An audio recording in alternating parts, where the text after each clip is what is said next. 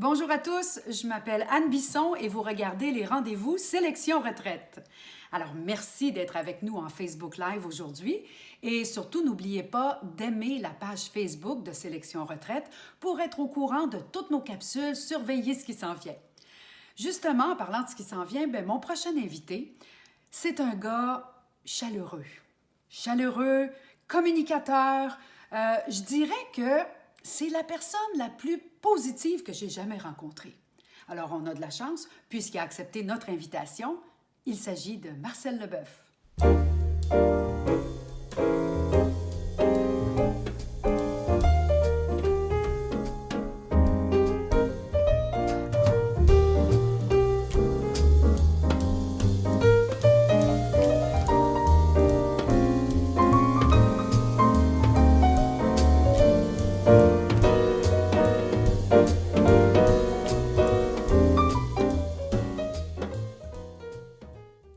Allô, Marcel! Salut Anne! Comment ça va? Ça va très bien, très bien. C'est ce qu'on se demande tous ces temps-ci. Là. On a le goût de jaser, on a le goût de parler. Merci d'abord d'avoir accepté notre invitation des rendez-vous Sélection Retraite. Ça me fait plaisir. Je pense que ces gens-là ont besoin d'avoir des nouvelles, justement, des gens qu'ils aiment. Fait que je prends tes nouvelles d'abord. Comment toi, tu vas? Tu n'es pas tout seul dans ta belle maison. Comment ça se passe? Bon, alors moi, je vis au Mont-Saint-Hilaire avec mon amoureuse qui s'appelle Lise Martin. On a 2 enfants ensemble, un qui s'appelle Emmanuel qui a 12 ans, puis un autre qui a pour prénom Olivier qui a 9 ans. Lise leur fait l'école à la maison, mais en fait, ils ont 2 heures, je te dirais, de cours par jour avec l'école via Internet, ce qui est fabuleux maintenant, avec une application qui s'appelle Zoom, fait qu'ils voient toute la classe, ça c'est formidable. Et puis, Lise complète si tu veux, tout ça. Et puis, sinon, ils vont jouer dehors. J'ai le grand bonheur de vivre au Mont-Saint-Hilaire. Il y a de l'espace. Ouais. Pardon. J'ai un grand terrain. Ouais. Alors, donc, les enfants peuvent aller se défouler dehors. Ça c'est le côté magnifique de vivre ici. C'est un peu, Mont-Saint-Hilaire, c'est un peu les plaisirs de la ville et de la campagne mélangés ensemble. Il y a encore un petit aspect rural de Saint-Hilaire qui est très agréable, tout ça. Et derrière mon terrain de maison, j'ai aussi mon petit vignoble. Oui, j'ai vu. Ouais. Puis, tu sais, on a beau être confiné. Moi, en ce moment, je travaille quand même pas mal dans ma vigne parce qu'il faut que je fasse la taille, là, parce que les bouchons, ça va éclater, là. Ça va sortir. Là. Ça ne peut pas attendre. Mais fais-tu du vin ou c'est que des raisins? Oui, non. J'avais pratiqué en 2011-2012. J'ai une recette, j'ai quelque chose que j'aimerais faire. Mais je ne peux pas faire de vin en ce moment parce que le terrain à côté de chez moi veulent faire des condos à 20 pieds de ma vigne. Alors, s'ils font des condos à 20 pieds de ma vigne, ça scrape, comme on dit, pas mal toute mon affaire. Ouais. En attendant, pour voir ce qui va arriver, pour ne pas perdre mon jus de raisin, pour pas jeter ça à terre, avec une dame de Saint-Paul-de-Botsford, on fait de la gelée et de la confiture. Alors, j'ai 8 produits différents. J'ai un confit d'oignon, j'ai une gelée de Porto, j'ai une gelée de piment, une gelée de poire. J'ai 8 produits différents. Dans mes 2 de mes 8 produits, ils ont du sucre d'érable dedans parce que j'ai une petite cabane à sucre. Donc, je me sers de mon sirop d'érable aussi, puis tout ça. Alors, c'est ça. Tu sais, moi, j'aime beaucoup la terre, la forêt. C'est vraiment des choses qui me parlent. Ouais. En ce moment, j'en profite pleinement. J'en profite, je pense même, je ne me rappelle pas avoir autant profité de ce que j'ai comme maintenant. À cause du confinement. Oui. Trouves-tu que justement notre rapport avec le temps a changé depuis qu'on est confiné? Est-ce que le temps s'est arrêté ou toi, tu continues à rouler puis sens-tu une différence? Oui, il y a une grosse différence parce que c'est sûr que comme comédien, moi, ça s'est arrêté comme un train qui frappe un mur. C'est vrai? Qu'est-ce que tu faisais au moment où c'est? Oui. Moi, j'étais en tournée avec la pièce Ladies Night. Puis je m'apprêtais à commencer à répéter une pièce qui s'appelle Toc Toc que j'aurais joué à l'Assomption cet été. Tu sais. Oui, au théâtre. Ouais. Puis j'avais fait des tournages, j'avais des choses qui s'en venaient en tournage aussi. Tout ça est arrêté, tout ça est mort. Donc, on verra bien dans le futur ce qui va arriver, mais pour l'instant, j'ai plus rien. Non, je comprends. Donc, il faut être inventif, il faut se trouver des choses, puis développer tout ça. Moi, je donnais beaucoup de conférences aussi, mais je ne peux plus donner de conférences. Puis les conférences via Internet, moi, je ne suis pas très habile. Je ne suis pas un gros fan de ça. J'adore te parler comme on fait là. Puis les gens chez Sélection nous voient, tout ça, puis que je salue. Bon, puis ça, c'est formidable. Mais en même temps, ça me permet de prendre une petite pause de toutes ces choses-là. Puis de réfléchir un peu, puis l'importance de vivre le moment présent, on le vit en sacrifice, là, tu sais. Puis de lâcher prise aussi, de lâcher prise par rapport à l'inquiétude de quoi va être fait demain. Bien, ça sera demain. Oui, justement. J'aimerais ça que tu nous parles de ton père, parce que tu as la chance d'avoir encore ton père avec toi.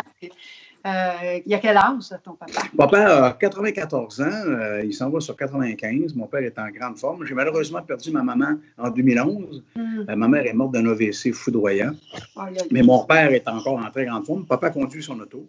Ah, à 94 ans! Oui, et même l'année passée, il s'est acheté un char neuf. Puis le vendeur, il a dit, Monsieur Leboeuf, je vous mets ça sur 7 ans. Mon père est petit malade. Il dit, je vais en avoir 100. Et non, il va le payer tout de suite, là, puis il va partir avec. C'est ça. Donc, il est très en forme. Mon père, il a pris à sa retraite. Il travaillait pour les chemins de fer. Il travaillait pour Canadien National. Et il était chef de station, chef de gare. Puis, vers la fin, dans les 10 dernières années, il a travaillé 46 ans pour le CN. Mais dans les dernières années, il travaillait à la gare centrale, sur le dispatching des trains. Mon père, quand il a pris sa retraite, il y a quand même quasiment 40 ans, il s'est trouvé une passion qui est les mots croisés. Alors, ça le garde très vif, très présent. Alors, il y a des livres sur ça, il fait des mots croisés à tous les jours, de tous les journaux, il va sur Internet en voir, écoute, on y en donne en cadeau, il fait les mots cachés, il fait tous les mots, là, toutes les affaires, et ça le garde très vif mentalement, tu sais. Et ça, je trouve que c'est bien. C'est sûr que là, dans la résidence où il est, il n'y a personne de malade, tant mieux. Mais ils sont très confinés à leurs appartements. S'ils veulent aller marcher, il faut que quelqu'un les accompagne. En tout cas, c'est très compliqué. Ça lui manque un peu. Surtout que le beau temps s'en vient. Là. Ils vont sûrement trouver des solutions pour les faire sortir, mais à 94 ans, des fois, le danger, c'est de rouiller un peu plus, parce que papa, il marchait tous les jours. Là, donc, mais sinon, c'est sa façon de non seulement passer le temps, mais d'apprendre des choses aussi, parce que par les mots croisés, tu apprends aussi. Puis moi, dans le métier qu'on exerce, je le vois beaucoup, la vivacité d'esprit d'Edgar Fruitier, de Denise Filiatro. On parlait de Béatrice Picard. De Béatrice, écoute, ils sont comme plusieurs comme ça. Ils ont tout le temps des projets. Denise, Béatrice, sont des pièces de théâtre qui s'en viennent. Ils lisent beaucoup. Ils ont tout le temps, ils apprennent tout le temps. Alors, ça fait du monde dont l'esprit ne se rouille pas. Non. Et ça, c'est un beau petit truc. On est en confinement, il faut en profiter pour lire. Si on a de la difficulté à lire parce qu'on ne voit presque plus, maintenant, on peut aller sur Internet puis avoir des gens qui vont lire pour nous. Il y a plein de choses. Il y a plein de possibilités. Il y a tellement des beaux reportages, on peut tellement fouiller tout ça. Donc, je peux comprendre les gens qui sont confinés dans leur résidence. Puis je suis avec vous autres de tout cœur, je comprends ça. Là. Il y a un côté plate là-dedans, puis d'être pris. Puis ça, puis d'être séparé des gens qu'on aime, comme les petits-enfants, tout ça. C'est sûr que ça, on va avoir hâte. Comment tu penses que ça va se passer là, après? Parce que c'est toujours, on sait rien. As-tu de la difficulté à faire des projets? Tu en as tout le temps, toi, des projets. Est-ce que tu te vois en projet? Oui, moi, je me vois en projet. Ben oui, on va sortir de ça. On va sortir de ça, bien évidemment. Ce qui va arriver probablement sur le marché, c'est des appareils extrêmement performants qui vont te dire, qui vont savoir tout de suite si tu l'as ou si tu ne l'as pas, parce qu'apparemment qu'on pourrait l'avoir sans le savoir. Le coronavirus. Donc, il va y avoir des choses qui vont le dire automatiquement. C'est comme ça qu'on va pouvoir réintégrer les salles. Les gens vont être scannés avant d'entrer dans une salle pour dire vous l'avez. Ah, ben, je ne savais pas. Donc, ça va être comme ça qu'on va pouvoir réintégrer les salles. Comme ça qu'on va pouvoir se réapprocher, tout ça. Mais il y a une période de flottement en ce moment on est un peu dans l'incertitude, mais en même temps, profitons-en pour faire des petites réflexions sur nous-mêmes, puis ça, je trouve que c'est le bon temps pour ça, là. Oui, puis, un moment donné, lâchez un peu les nouvelles. Arrêtez les nouvelles. Prenez un petit break de nouvelles. Sauter une journée ou deux de nouvelles, là, vous allez voir, ça fait du bien, là.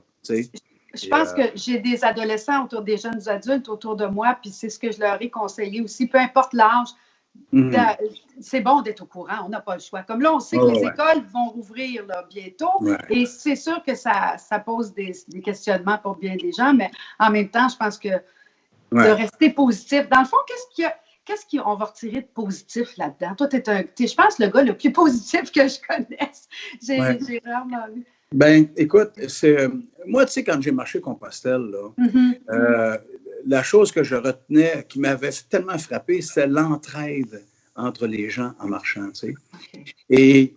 Et j'aimerais bien que cette entraide-là, que j'ai tellement ressenti de bien en faisant le chemin de Compostelle, j'aimerais ça que cette entraide-là s'applique à ce qu'on vit maintenant. Elle est là quand même, elle l'a beaucoup, parce qu'il y a des gens qui se dévouent, qui vont dans les CHSLD, des gens qui ne peuvent pas être là. Tu sais, puis donc, il y a beaucoup de gens qui se dévouent pour les autres et c'est formidable, tu sais, c'est fantastique. Il y a des élans. L'être humain, dans ces moments-là, est capable de beaucoup de bonté, d'empathie, tout ça, tu sais. Mais j'espère que ça va continuer. Tu comprends? J'espère que ça s'essoufflera pas après. Ouais. Elle est là, la belle occasion, comme être humain, de se rapprocher, puis malheureusement, on a notre ego qui est très, très fort, très développé, tu sais, puis des fois, les gens, c'est, comme on dit en anglais, me, myself and I, tu sais, puis c'est de s'ouvrir un peu aux autres aussi, et de pas juste penser à sa petite affaire, tu sais. Je regardais la grande tristesse que j'avais la première semaine, quand les gens se battaient pour aller chercher du papier de toilette. Là, tu fais « aïe, aïe, aïe, aïe, aïe ». Un réflexe de survie, je crois. Hein? C'est un réflexe de survie. Ben oui, dans une espèce de panique de quoi, tu sais. Donc, c'est ça. C'est là-dedans qu'on va. Mais j'espère qu'on va retenir des leçons de tout ça. Oui. Puis en terminant, ça va être quoi la première chose que tu vas faire quand on va être totalement déconfiné? Y a-t-il quelque chose que tu aimerais faire présentement puis que tu ne peux pas faire puis ça te. N'importe quoi. Quand on va être sûr que tout est vraiment fini, c'est d'aller prendre mon père dans mes bras, d'aller serrer mon père. C'est ce que mes petits gars veulent faire aussi. Papy, là, on peut le voir de loin, mais là, on veut le voir de bien proche. Je pense que c'est la première chose qu'on va faire, c'est d'être capable de se prendre dans les bras les gens qu'on aime. T'sais. Oui. C'est la chose, parce que là, en ce moment, c'est ça qui est difficile. C'est le toucher, le contact humain.